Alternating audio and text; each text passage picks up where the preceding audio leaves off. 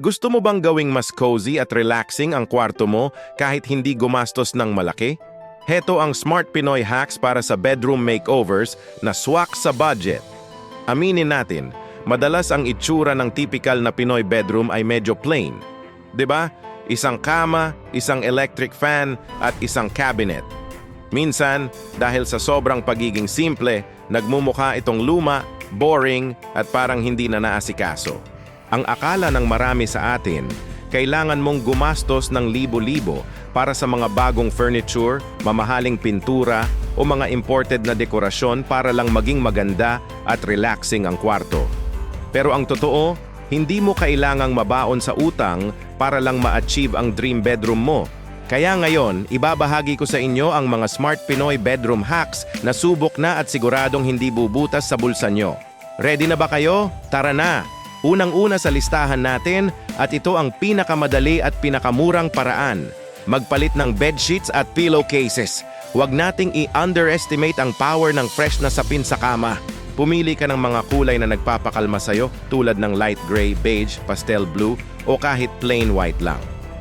Instant upgrade agad ang vibe ng buong kwarto mo. Mula sa itsurang pagod, magiging fresh at inviting na. Parang laging bagong linis. Pangalawa, kung medyo may extra kang time at creativity, subukan mong mag-DIY ng accent wall o headboard. Hindi mo kailangan pinturahan ang buong kwarto. Pumili ka lang ng isang pader, kadalasan yung nasa likod ng kama mo at pinturahan mo ng ibang kulay. Pwede ring gumamit ng murang wallpaper sticker na nabibili online. Kung ayaw mo naman magpintura, pwede kang gumawa ng sarili mong headboard gamit ang lumang kahoy, tela o kahit foam na binalutan ng magandang cover. Ang laking pagbabago nito sa itsura ng kwarto mo. Magmumukha itong mas stylish at pinag-isipan.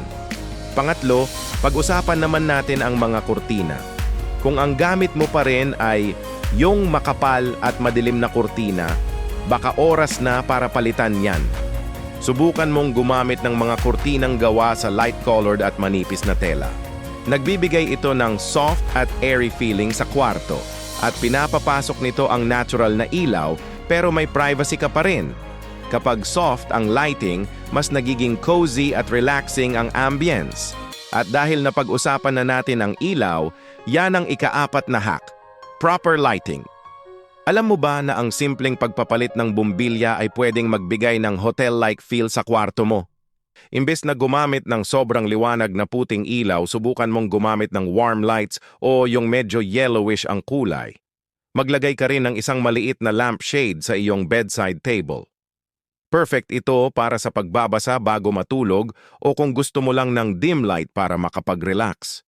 Hindi lang ito functional, dagdag style points pa. At ang huli pero isa sa pinaka-importante sa lahat, mag-declutter at gumamit ng organizers.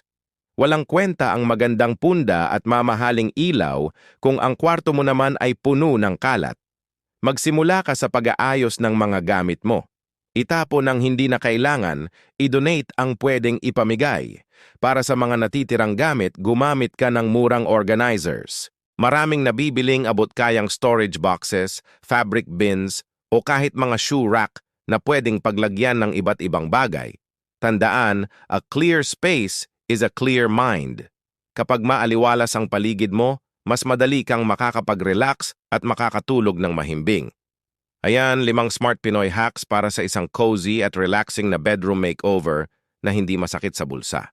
Mula sa pagpapalit ng bedsheets, pag-DIY ng accent wall, paggamit ng light curtains, pag-invest sa warm lighting, hanggang sa pagde-declutter. Simple lang, pero ang laki ng epekto.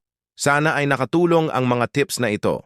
Kung nagustuhan nyo ang video na ito, huwag kalimutang mag-like, mag-comment ng inyong sariling budget hacks, at syempre mag-subscribe sa ating channel para sa mas marami pang tips. Sa susunod na video, alamin naman natin ang mga hacks para sa murang dining area makeovers na swak sa Pinoy budget. Hanggang sa muli, mga ka-Smart Pinoy!